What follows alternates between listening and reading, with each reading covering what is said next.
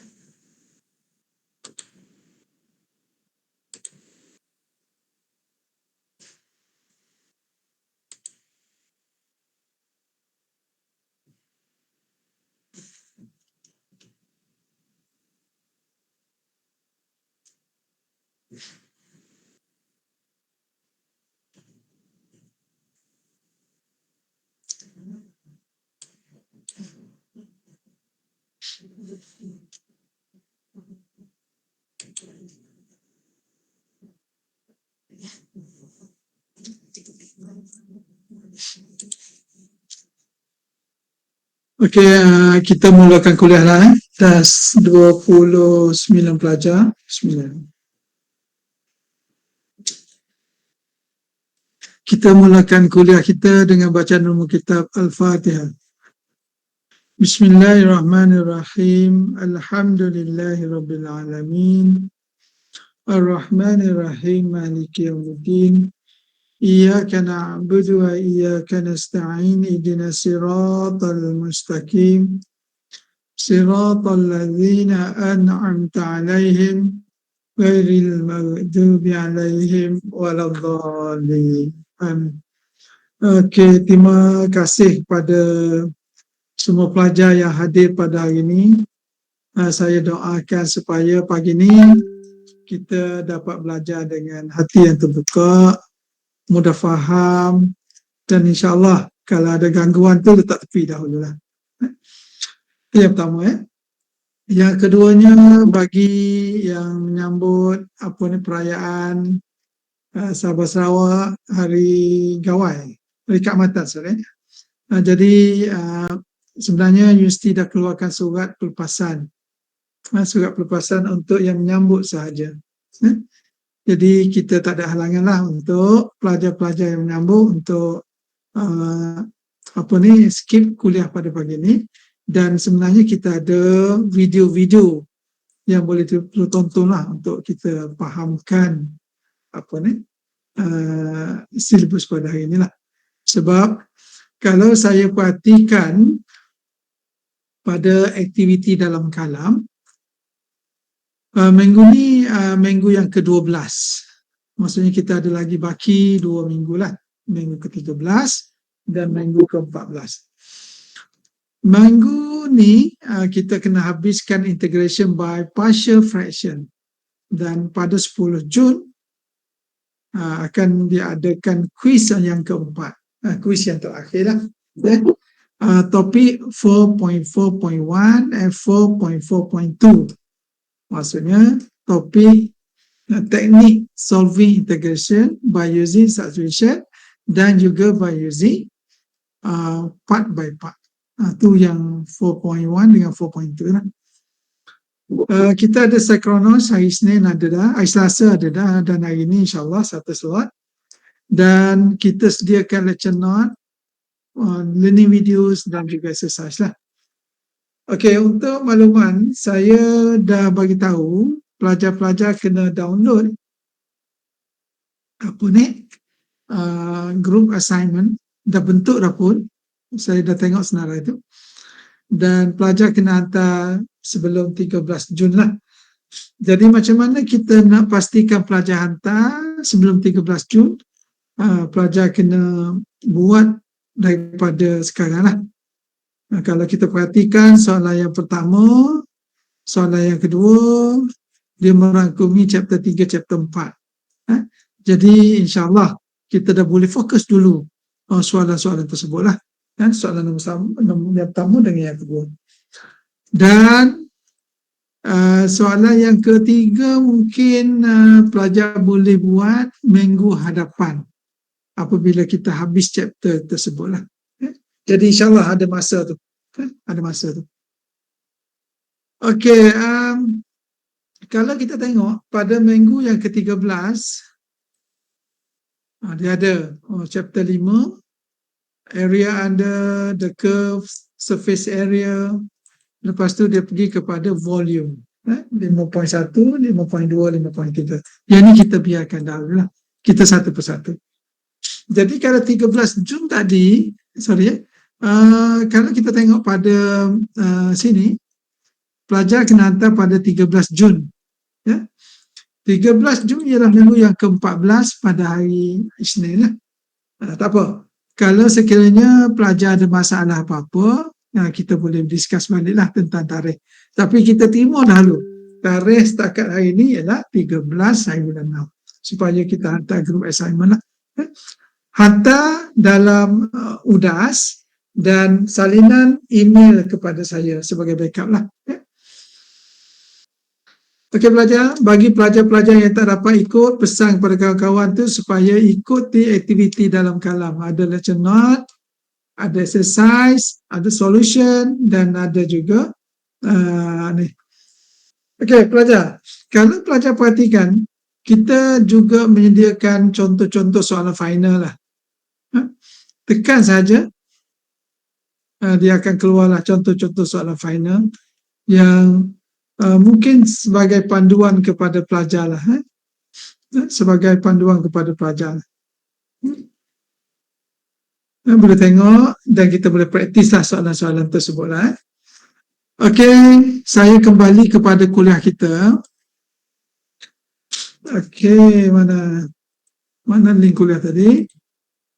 Saya share dahulu ya.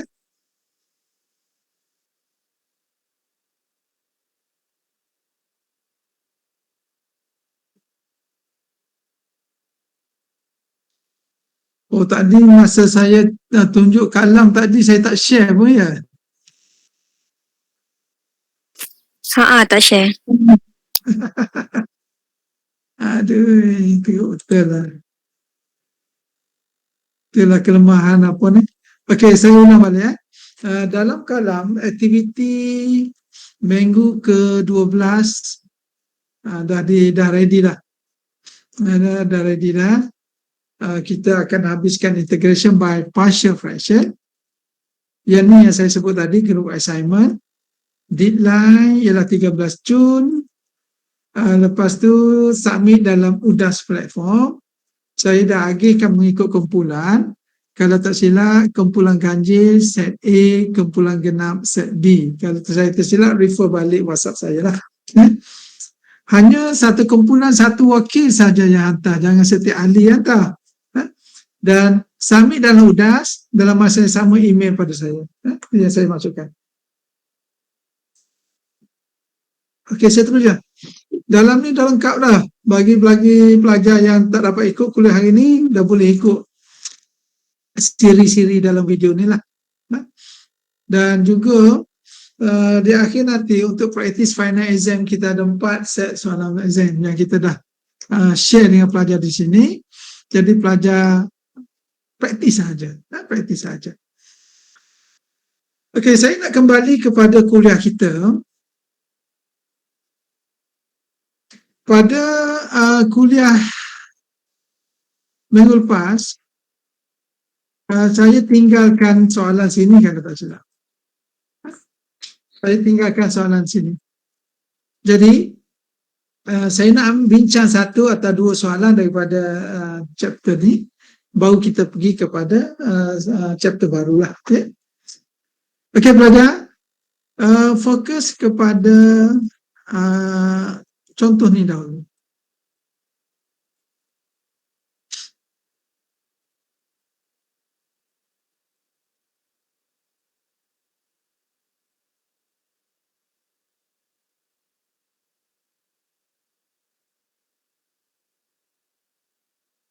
Okey. Example 4, di dalam kes ni 4 lah, tak apalah. Evaluate integration from 2, 3, 4, x plus 3 over x cube plus 7 x squared dx. Jadi sekarang ni, kalau kita guna kaedah gantian, dia tak boleh menyelesaikan sebab bila kita bezakan x kuasa 3, 7x kuasa 2, dia akan menghasilkan 3x kuasa 2. Sedangkan atas dia x kuasa 1, tak boleh remove lah. Itu maksud saya. Jadi, kaedah gantian boleh dikatakan sekali imbas kita katakan fail. Begitu juga kalau kita guna kaedah yang kedua, part by part. Pilih U, V yang sesuai, dia lagi complicated. Jadi, dalam kes ni, dia perkenalkan partial fraction, di mana pelajar kena bentukkan dulu dalam bentuk yang lebih mudah. Cuba tengok sini. Kita faktorkan x squared. Jadi dia akan menghasilkan x tambah 7. Dan bentuk partial fraction dia ialah, kalau kita perhati, x squared ni adalah linear repeated. Bila linear repeated, form dia lah A bahagi x, B bahagi x kuasa 2. Dan untuk term yang ketiga ni, dia single dan linear, dia single, linear. Jadi C x tambah 7.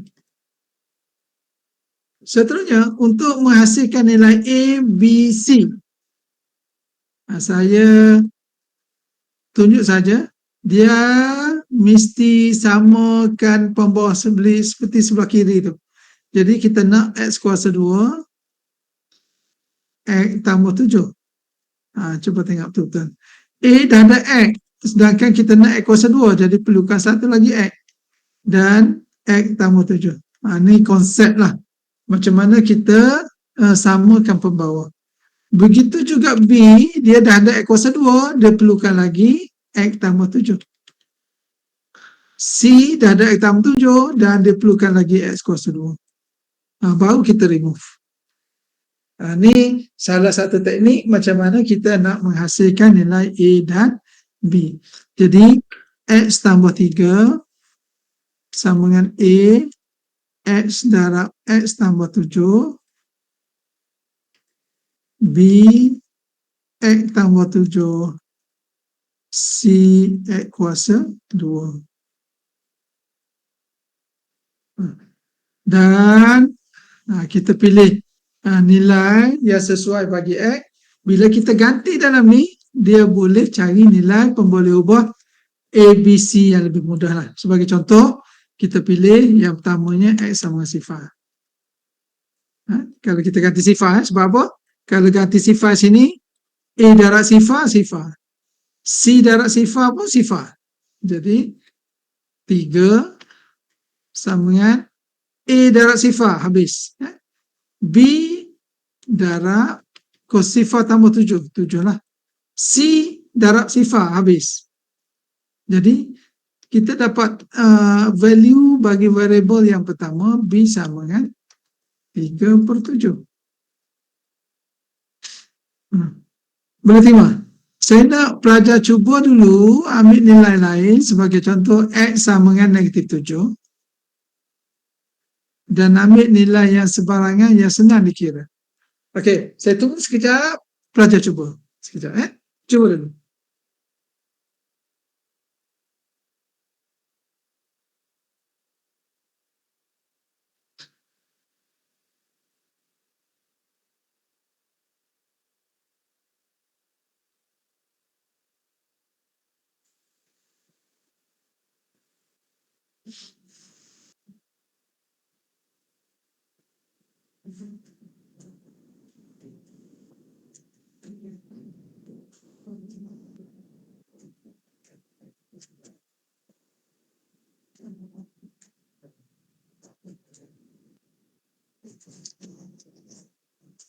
Sudah ganti -7, -7 tambah 3, -4.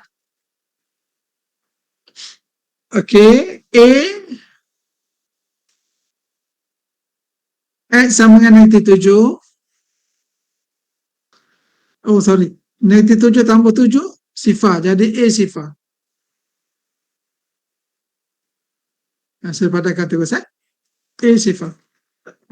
B, -7 tambah 7, B pun sifar. B darab sifar, sifar lah. C saja. Jadi C adalah -7 kuasa 2, 49. Jadi sebenarnya kita dapat satu lagi variable, value variable C sama dengan -4 bagi 49. Okey. Kalau kita perhatikan kepada persamaan yang diberi ini, apakah nilai lain supaya perkali bagi A, B, C sifar? Habis dah. Jadi bila dah habis, kita dapatkan, kita ganti dengan mana-mana nilai yang mudah dikira. 100, 10, yang tu dalam kumpulan mengada-ngada lah. Pilih X sama dengan 1. X sama 1. Senang dikira. Kalau 1 tambah 3, 4. A apa dah? 1 tambah 7, 8. 8 dan 1, 8. B 1 tambah 7, 8. C 1 kuasa 2, 1 C.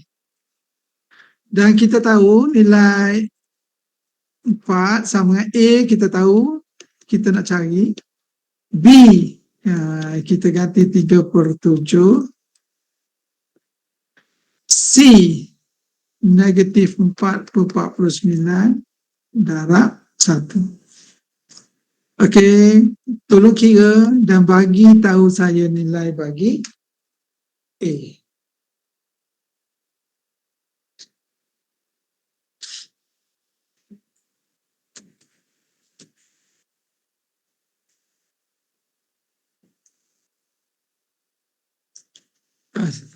Siapa boleh bagi nilai kepada saya?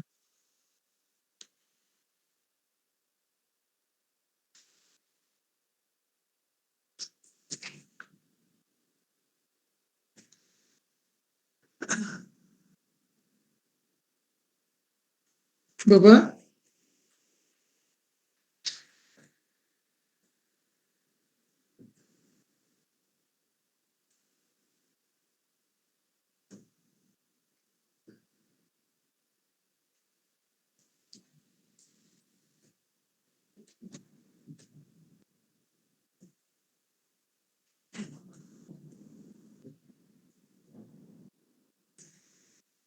Siapa boleh bagi? Besar nilai dia tu.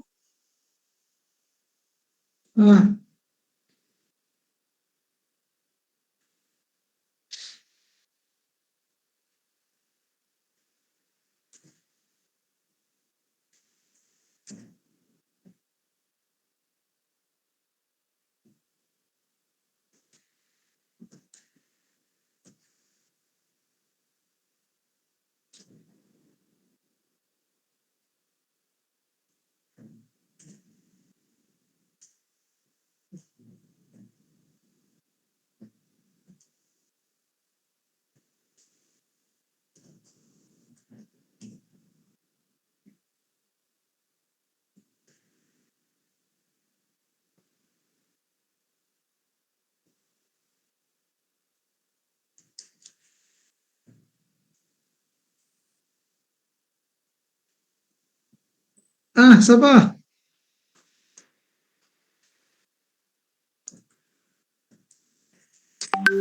Siapa boleh bagi nilai? Semua tak dapat ke? Seramai 37 pelajar ni. Cepat, cepat, cepat.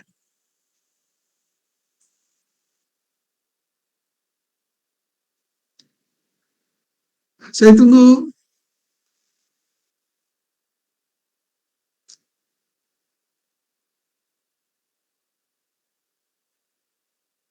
Ah,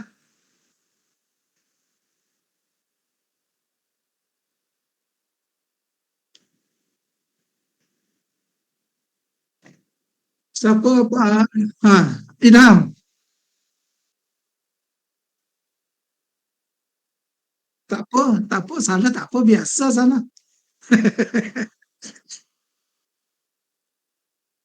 Hmm. Dia bentuk pecahan.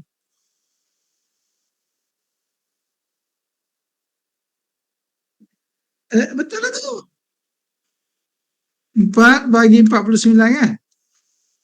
Maksudnya nilai sama seperti yang saya kira. Jadi saya yakin kalau ada penyokong, awak yang jadi penyokong pada saya dan saya jadi penyokong pada awak. Betul lah tu. Ha. Tapi kalau ada bangkangan yang lain kata salah, kita kena recalculate balik lah. Kita terima dahulu. Ya? Okey. Jadi setakat fasa yang pertama tadi, form ni kita tukar kepada partial fraction dan kita boleh ganti dalam bentuk A over X, B over X squared, C over X tambah 7. Okey, tengok sini sekejap. Jadi sekarang ni, saya abaikan dulu yang bahagian apa ni, nilai bagi had. Saya abaikan dulu. Persamaan ni boleh ditulis dalam bentuk A bagi X. A adalah 4 bagi 49.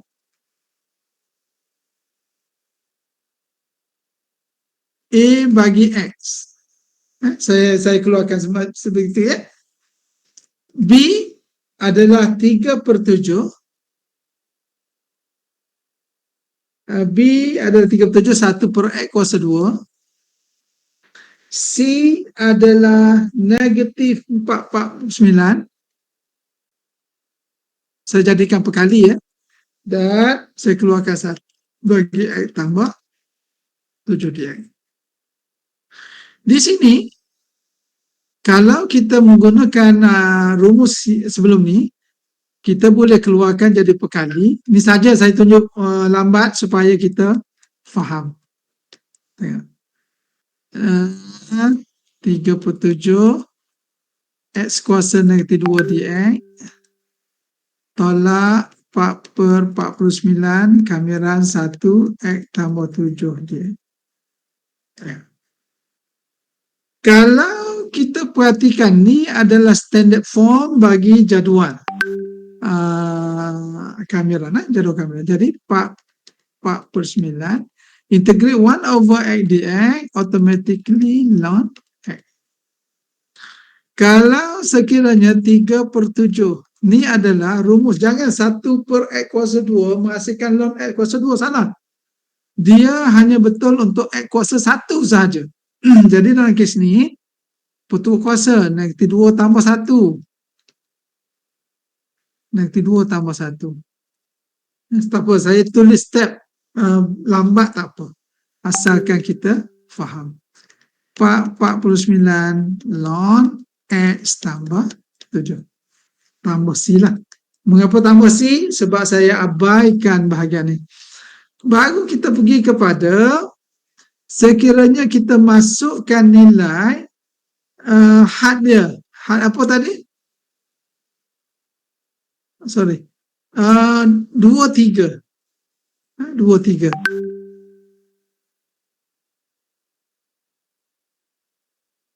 Baru kita ganti nilai 4 bagi 4/9 ln X, kita ganti nilai 2, 3. Tengok. Dan term yang seterusnya ni 3/7 X kuasa negatif 1 bahagi negatif 1. Saya keluarkan situ, saya tukar jadi yang bawah tu negatif 1, saya jadikan perkali. Supaya kita lebih mudah lah, ya. Ganti dulu nilai 2 dengan 3. Begitu seterusnya. Kalau 4 per 49 ln X tambah 7, nah ganti nilai 2 dengan 3. Dan tiada lagi nilai C lah.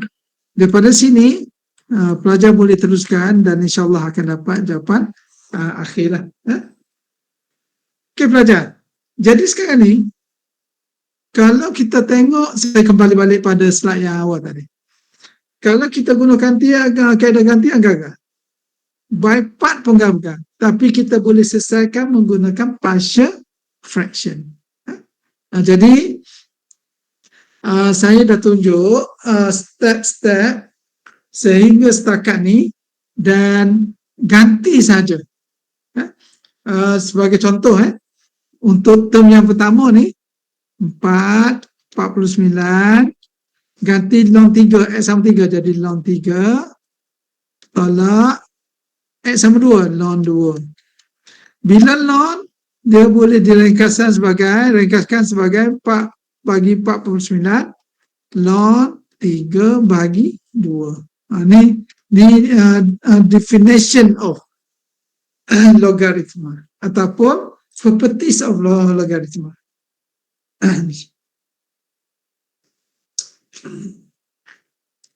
Itu contohlah yang pelajar boleh ringkaskan lagi. Ni bagi term yang pertama saya tunjuk. Jadi pelajar cuba lagi untuk tulis term yang kedua dan yang ketiga. Saya berhenti sekarang ni saja untuk soalan ni. Saya jadikan sebagai kita punya homework lah. Okey, slide berikutnya ni dah ada exercise. Saya nak ambil yang bahagian E saja. Saya nak tunjuk perkongsian sikit lagi bahagian E supaya pelajar ada idea. Kalau first slide tadi saya ambil linear repeated combine dengan linear. Tapi kalau bahagian E ni dia special sikit. Dia ada quadratic dan dia ada linear. Kita nak fokus bahagian ni saja dulu.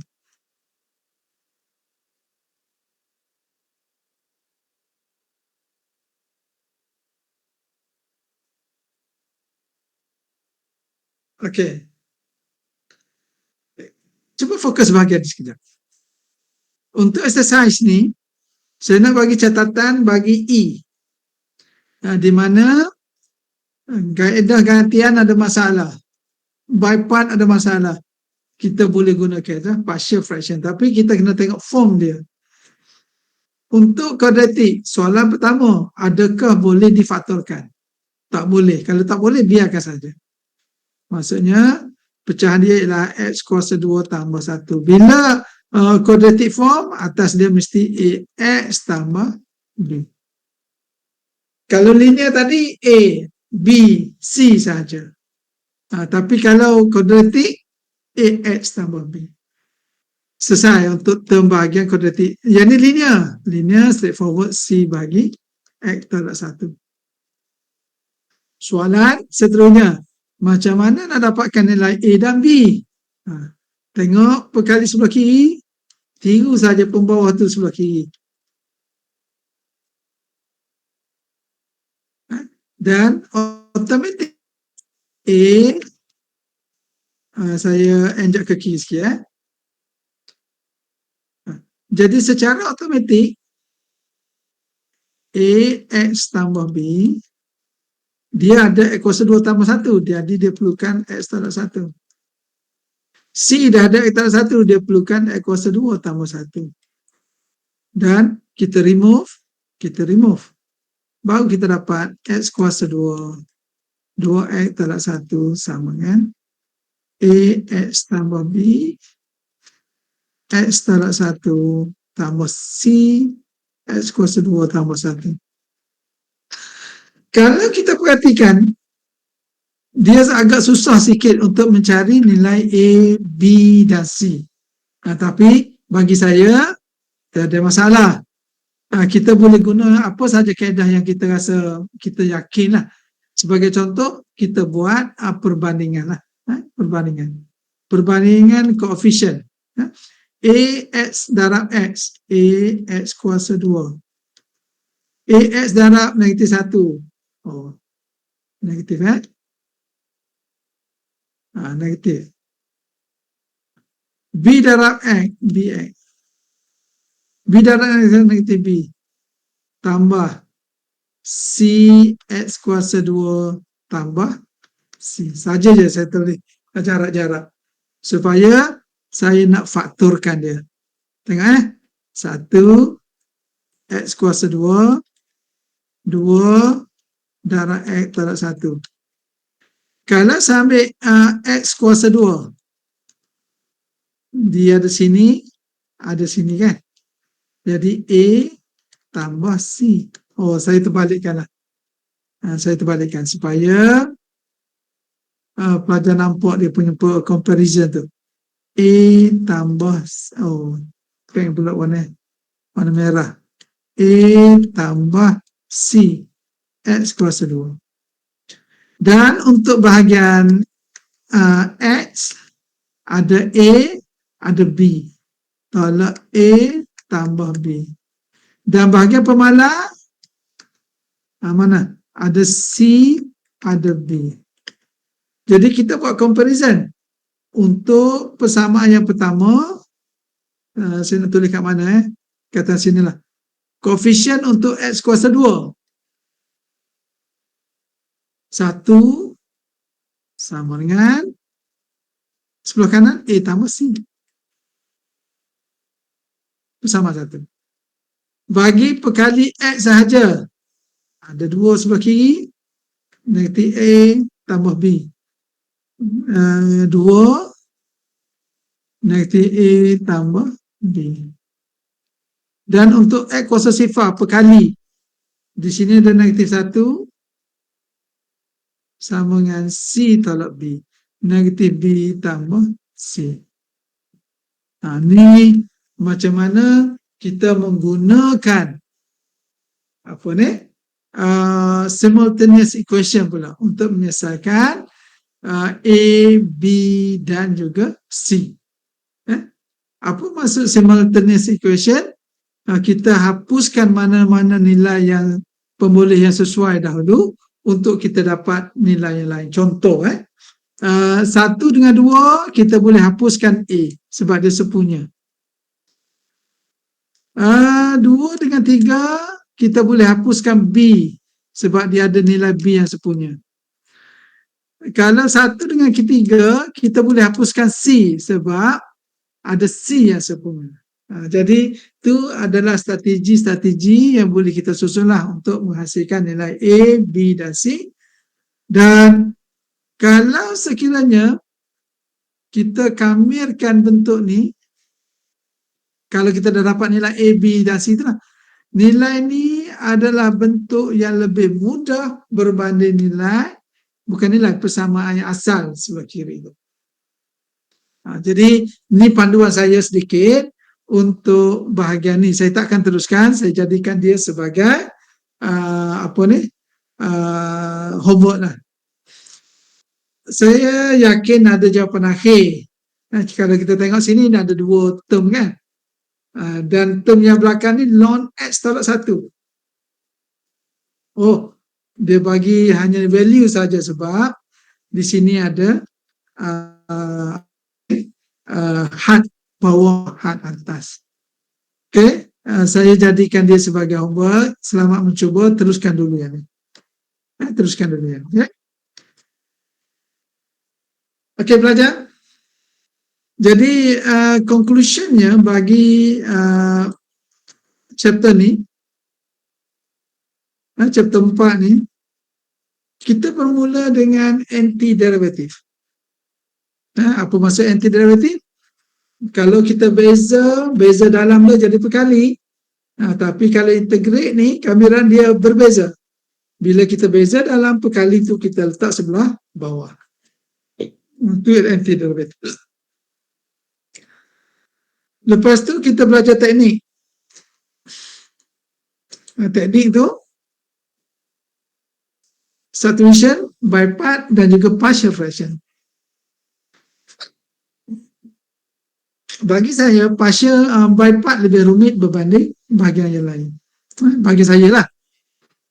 Integration by using partial fraction menarik. Dan saya cukup suka lah. Sebab daripada bentuk yang rumit, kita tukar menjadi bentuk yang lebih mudah untuk dikamirkan. Okey. Saya pergi kepada chapter yang seterusnya lah. Chapter 5.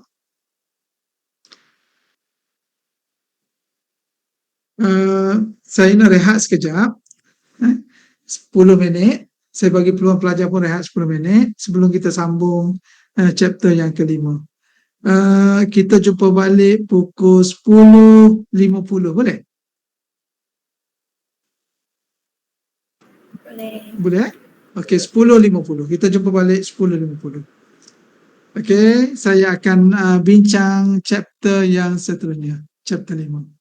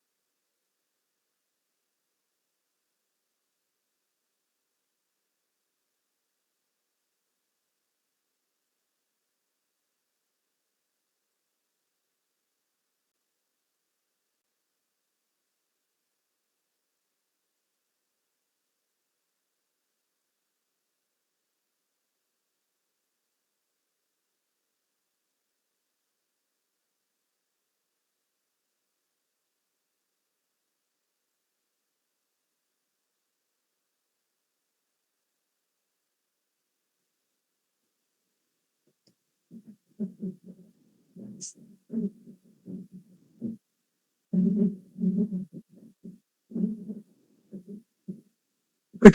kita kembali sesi kuliah kita ya.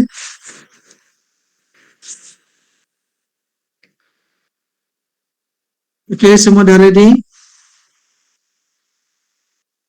Dah?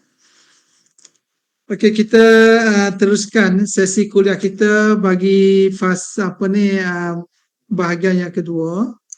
Kalau pagi tadi kita ambil lebih kurang 35 minit, rehat sekejap, lepas tu kita sambung balik. Saya ambil lagi lebih kurang setengah jam lagi lah, ya? InsyaAllah. Okey, saya nak pergi kepada chapter yang kelima. Chapter yang kelima.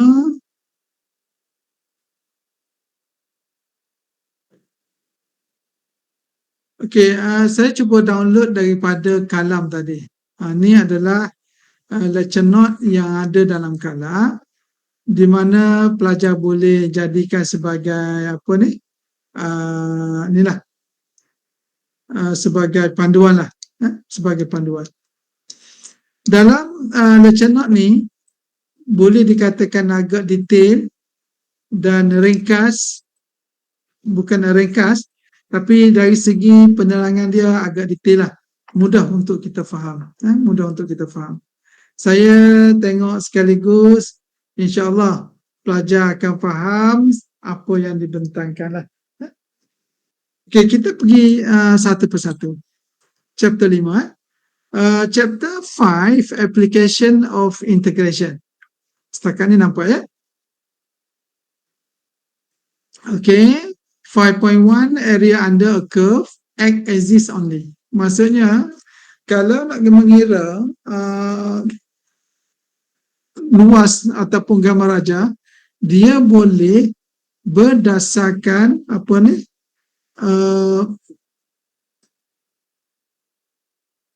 beza.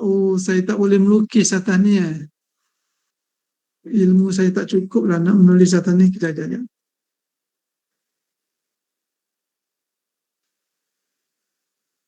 Okey. Saya cuba buka melalui Microsoft Edge. Dapat tak? Microsoft Edge dia ada function ni. Okey, mungkin boleh kot. Okey, kalau kita perhatikan apa yang saya cerita sebelum ni, kalau kita diberi satu lengkung Y sama dengan Fx. Y sama dengan Fx, bagi paksi X dan Y. Sekiranya kita ambil area, definisi area ni adalah berdasarkan AB, Fx, Dx. Maksudnya bila Dx tu bermaksud dia respect pada X. Persamaan Y sama Fx dibatasi oleh X sama dengan A, katakan di sini, X sama dengan B di sini, dan dibatasi oleh paksi X. Dan kita dapat cari luas bagi graf di bawah, luas di bawah graf tersebut. Sebenarnya dalam kes kalau kita belajar lagi advance, sebagai contoh X sama dengan GY, kita boleh cari luas di bawah graf terhadap paksi Y. Macam mana cara dia? Katakan sini AB sama juga area AB GY DY. Yang ni kita bezakan, kita kamilkan terhadap paksi Y. Tapi ni tak masuk dalam silibus kita lah.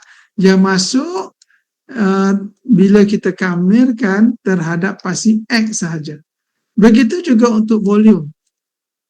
Volume kita hadapkan kepada paksi X sahaja. Pada X sahaja. Okey, kita pergi pada 5.1. Learning outcome. Student should be able to sketch graph for elementary function. Ini kebolehan yang perlu kita buat. Dan kita kena praktis lah. Tapi kita ada panduan. Kita ada, kalau sekiranya kita belajar secara online, kita ada panduan, kita boleh plot menggunakan online plot. Sebelum ni saya tunjuk Desmos. Desmos lah. Kita boleh guna itu sebagai panduan macam mana kita nak plotkan gambar ajar. Yang kedua, apply definite integral to find the area under a curve. Seperti yang saya katakan tadi. Mengapa ada perkataan define? Sebab mesti melibatkan A dan B. Upper limit dengan lower limit. F(x), dx. Dan akhir sekali ialah calculate volume of solid of revolution. Maksudnya, yang ni special ni. Katakan kita ada Y sama dengan X lah, persamaan. Kalau sekiranya kita pusing sebanyak 360 darjah, dan dia sebenarnya akan menghasilkan satu volume solid yang dikenali sebagai kun sebenarnya. Itu ilmu yang kita akan belajar dalam chapter 5. Begitu juga kalau sekiranya kita ada, katakan sini Y sama dengan 5 lah. Ini paksi X. Kita putarkan pada paksi X sebanyak 360 darjah, dia akan menghasilkan satu silinder. Silinder-silinder ni apa? Kita assume silinder-silinder ni macam tin susu lah. Tin susu. Ini silinder sebenarnya. Dia akan menghasilkan satu silinder. Yang ni yang disebutkan sebagai solid volume. Begitu juga mungkin kalau sekiranya kita ada dua garis, Y sama dengan 3, kita nak cari volume di antara Y sama dengan 3 dengan Y sama 5. Dia akan menghasilkan satu silinder di mana di dalamnya kosong. Contoh gitulah. Di mana ni adalah silinder dengan ketebalan dia adalah 2 unit. 3 sehingga 5 tu 2 kan. Ketebalan dia akan menghasilkan 2 lah. Ini ilmu yang kita perlu garapkan, perlu kita belajar, perlu kita faham untuk kita master dalam chapter 5 lah. Dalam chapter 5 ni sebenarnya ada soalan-soalan yang melibatkan soalan-soalan assignment. Soalan nombor 3 kalau tak silap saya lah. Saya kena semak balik. Okay, application of integration. Many things can be calculated by using integral. Those are arc length, area of region, surface area, and volume of solid. Example, distance traveled by the object. Ini salah satu kegunaan kita lah. Kalau kita diberi satu CD, kita dapat cari area of circle.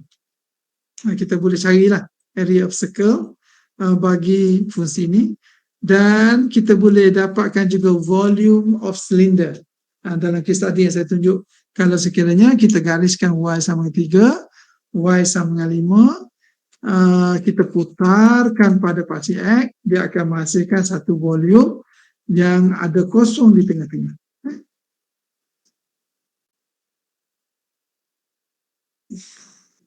Okey, banyak. Kita terus kepada area under a curve. Mungkin hari ini saya boleh fokuskan dulu area under a curve. Area under a curve. Okey, minggu depan kita minggu yang ke-13. Minggu yang ke-13, cuti sekolah sebenarnya tu. Ramai yang bercuti, kebetulan hari Isnin tu public holiday, Keputeraan Duli Yang Maha Mulia. Selasa, Rabu, Khamis, Jumaat. Jadi kuliah kita hari Selasa seperti biasa, hari Khamis pun seperti biasa. kita akan run seperti biasa insyaAllah.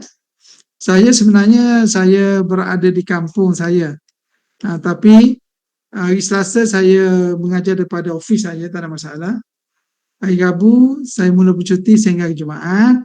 Jadi hari Khamis tu kita cuba adakan kelas daripada kampung saya lah. Saya tak pasti internet okey tak okey, tapi kita cuba dahulu. InsyaAllah kita jumpa hari minggu depan, hari Selasa dengan hari Khamis seperti biasalah. Okey, saya patah balik pada slide kita.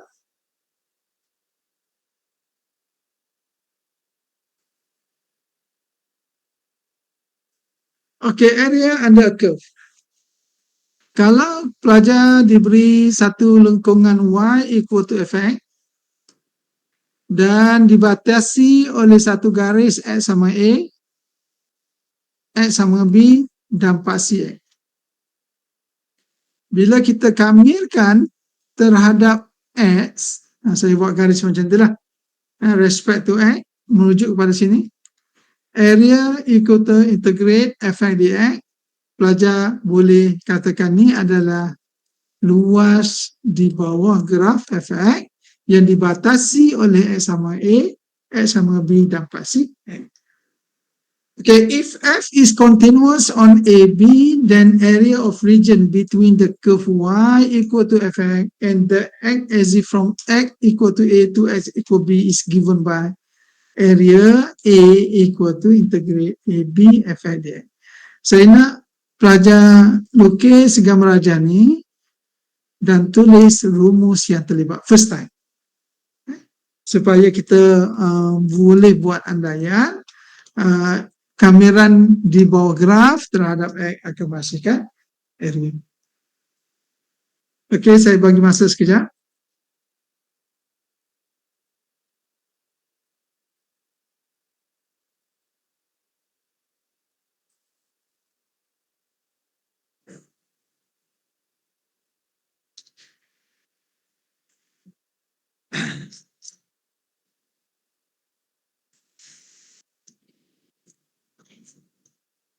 Okey, saya nak tunjuk Desmos sekejap.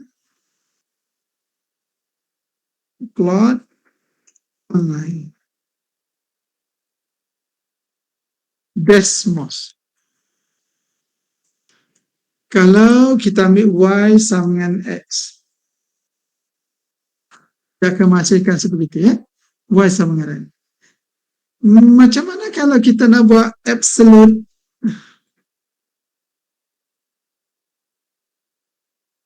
X? Absolute tahu? Yang magnitude tu, simbol straight. Simbol yang ni.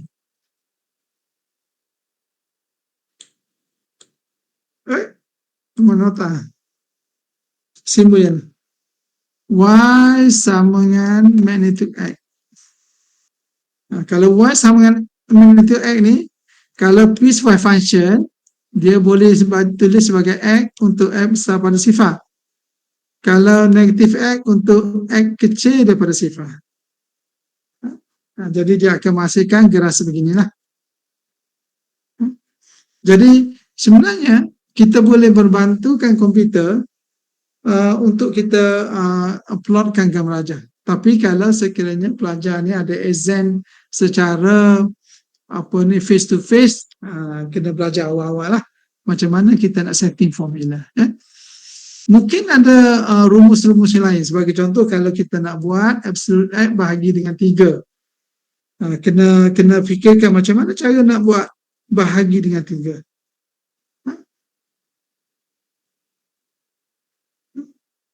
Jadi benda-benda sebegini kena belajarlah. Jangan kita tengok saja. Kena praktis. Salah masa praktis biasa. Learning by doing. Kalau kita tengok saja dia akan jadi masalah lah. Praktis dia akan lagi perfect lah, insyaAllah. Alright. Saya pergi kepada properties. Apa dah? Macam mana dari laju dia tu? Okay. Saya pergi kepada properties. above act as if, below act as if.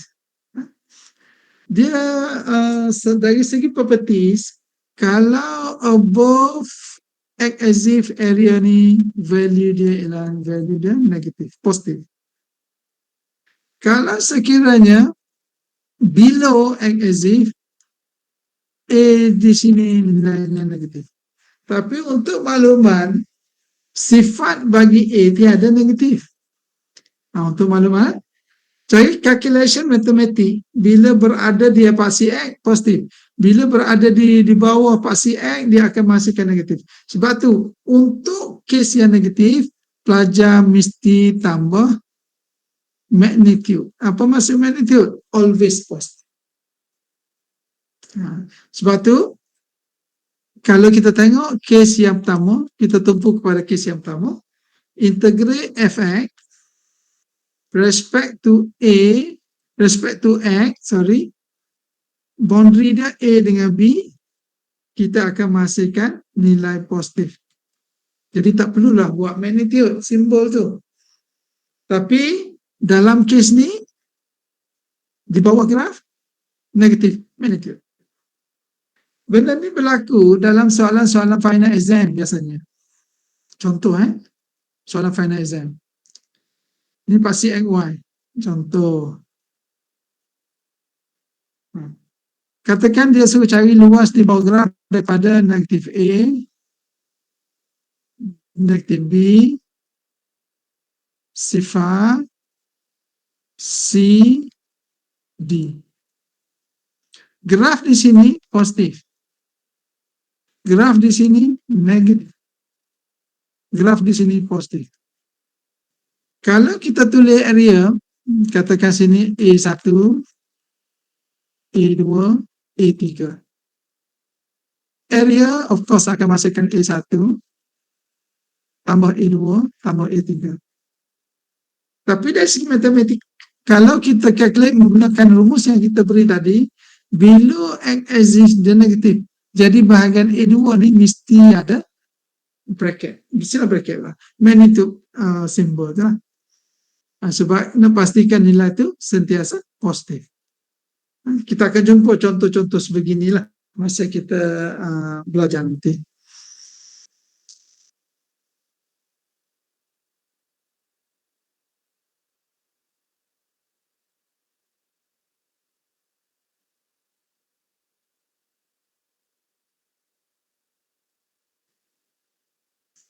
Okey, pelajar tengok.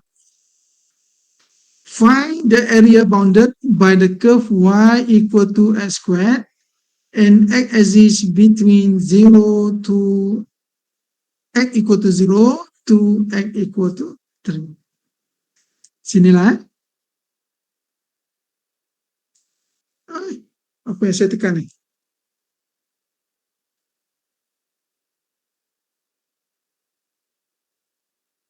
Okey.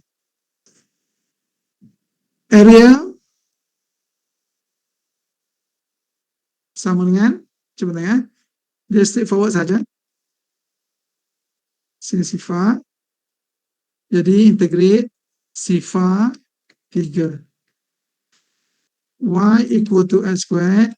Jadi y equal to x squared. Jadi x kuasa 2. Ya. Rumus asas siapa? AB FX D. Jadi A represent sifar, B represent 3, 3, Fx Y sama dengan X kuasa 2, dan DX dia lah. Di sini akan menghasilkan integrate X squared X cube over 3. Di final kita ganti nilai sifar 3. Nak memudahkan, kalau 3 ni kita keluarkan dahulu. X kuasa 3, kuasa 3. Ambil nilai X sama dengan 3 dahulu. 3 kuasa 3, 27. Ambil X sama sifar pula, sifar.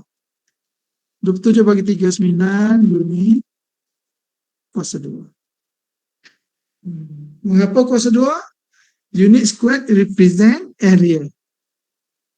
Kalau volume, unit cube kuasa 3. Represent volume. Nampak straightforward saja. Sebenarnya dalam slide ini pun diberi solution. Jadi last answer dia ialah 9 lah. Jadi sebab tu biasanya dalam buku dia tak buat solution yang kita buat ni, extra step di sini. Jadi sebab tu kita kena dari segi matematik kita kena gerakkan pen kita, kertas kotor kita untuk kita reproduce, recalculate untuk menghasilkan nilai 9 tersebut lah. Okey, pelajar boleh faham setakat ni?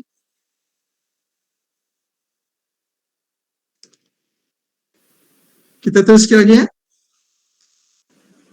Boleh, Sir.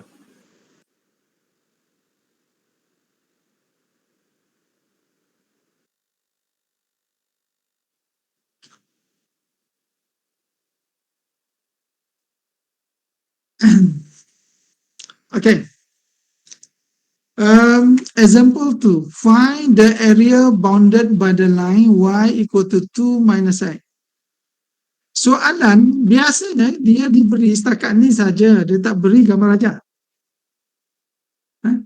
Sebab tu kita kena macam mana kita nak keluarkan y sama dengan x. Saya cuba share supaya kita tak melakukan kesilapan lah. Biasanya paling mudah sekali kita ambil nilai-nilai yang mudah dikira lah. Katakan XY. Katakan dalam kes ni 0, 2, 4, contoh kalau kita ganti Y sama sifar, X sama sifar, Y sama 2. Kalau 2 tolak 2 sifar. Kalau 4, 2 tolak 4 nanti 2. Jadi kita dapatkan koordinat dia. Koordinat sama 0, 2. Koordinat kedua 2 sifar. Sini. Koordinat ketiga ialah 4 negatif 2 di sini. Dan kita gariskanlah. Sebab bila linear, dia straight line saja between point to point. Ambil perbaris, garis je lah. Jadi kita dah dapat sini Y sama dengan 2 tolak X. Base kepada jadual yang kita dapat di sini. Lepas tu, X sama dengan 3. X sama 3 di sinilah. Ni X sama dengan 3. X sama dengan 4 di sini. X sama dengan 4. X exist di sini. Kalau saya gariskan. Jadi, kalau kita tengok tadi, dia kata find the area bounded by the line Y sama dengan 2 tolak X. Ni dia punya border dia. X sama 3, X sama 4 dan juga X exist. Jadi inilah area yang kita nak cari. Area A daripada 3, 4 Fx 2 tolak X dx. First time memang kita tak perasan kalau kita tak lukis. Bila kita lukis, kita perasan below X axis. Kita masukkan bracket. Apa ni? Magnitude sign. Mengapa? Disebabkan under X axis lah. 2x integrate 2, 2x. Integrate x, x squared over 2. Kita garis, kita ganti 3, 4. Ambil nilai 4 dah. 8. 4 kuasa 2 bagi 2, 8. Lepas tu ambil nilai 3, 6. 3 kuasa 2, 9. 3 kuasa 2, 9 bagi 2, 9 per 2. Jadi, kita dapati 8 tolak 8 habis. 12 tolak 9 jadi 3 per 2. Ni adalah unit square lah. Ini jawapan dia. Jadi sekarang ni, pelajar, kalau pelajar perhatikan di sini ada simbol sign kan, negatif. Negatif 3 per 2 kan?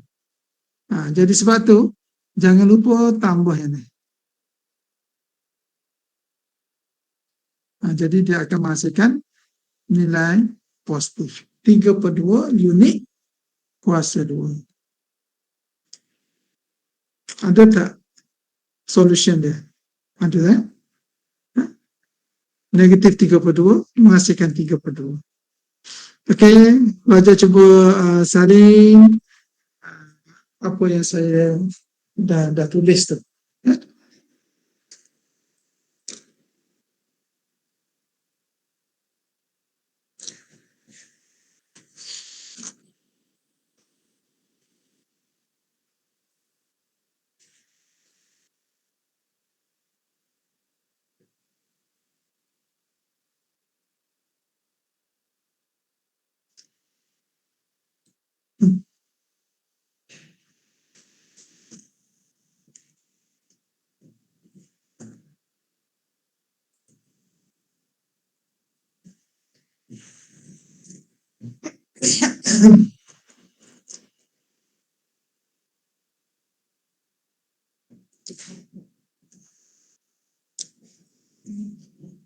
Okey, saya teruskan lagi.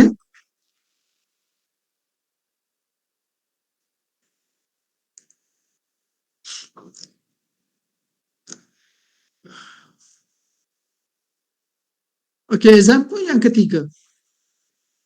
Determine the area of region bounded by the curve y equal to x cubed and x axis for x greater or equal -1 less or equal +1. Ini dia ada 3 syarat lain lah. Dia terlibat. Y sama dengan x kuasa 3. Yang kita ingat macam ni tahu, ni panduan sajalah. Y sama dengan x garis lurus. Y sama dengan x kuasa 2, bentuk dia macam ni. Tapi kalau Y sama dengan X kuasa 3, kita kena hati-hati. Untuk sebelah kanan, 1 kuasa 3, 1. 2 kuasa 3, 8. 3 kuasa 3, 27. 27 apa? Betul lah. 3, 3, 3 kan? Jadi graf dia sebegini. Macam mana kalau ambil nilai negatif? Negatif 1 kuasa 3 negatif. Negatif 2 kuasa 3 negatif.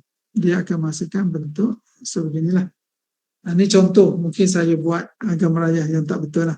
Jadi dah dapat graf yang pertama. Boleh bantu menggunakan plot online Desmos tadi untuk kita reconfirm bentuk dia. Yang kedua, x-axis. Okay. Kalau saya guna marker saya pen warna merah ni, kita akan nampak dia punya region yang kita nak cari.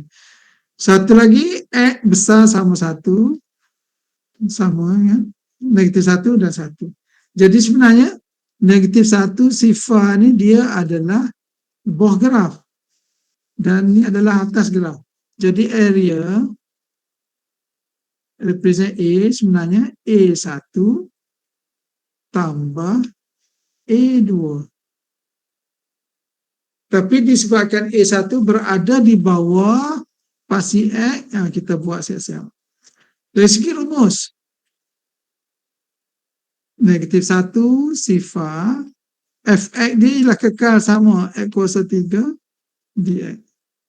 Tapi dia ada magnitude simbol. Tambah A2. A2 adalah sifar 1 x kuasa 3 dx. Yang ni pelajar boleh teruskanlah. Saya tunggu sekejap. Okey, cuba.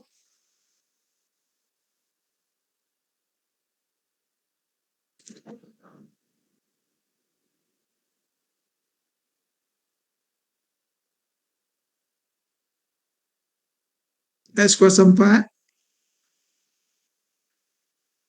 ganti nilai -1 sifar tambah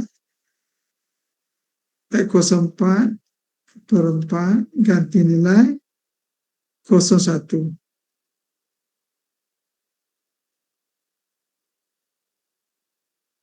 Ambil nilai sifar dahulu. X sama -1 kuasa 4 jadi positif. Okey, ambil satu dulu, 1/4 dan ambil X sama sifar, tolak sifar. Tengok, kalau kita tak buat modulus, dia akan menyebabkan awak tulis sama dengan sifar. Negatif 1/4 tambah 1/4. Jadi kalau sekiranya ini kita jangan lupa dia ada modulus di sini, ada modulus di sini, ada modulus di sini. Jadi 1/4 tambah 1/4, 2/4 ataupun setengah unit square. Okey pelajar, boleh salin.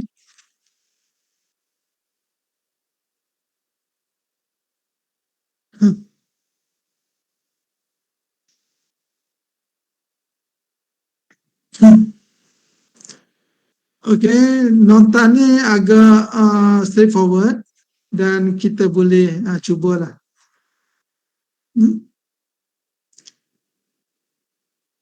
Boleh cuba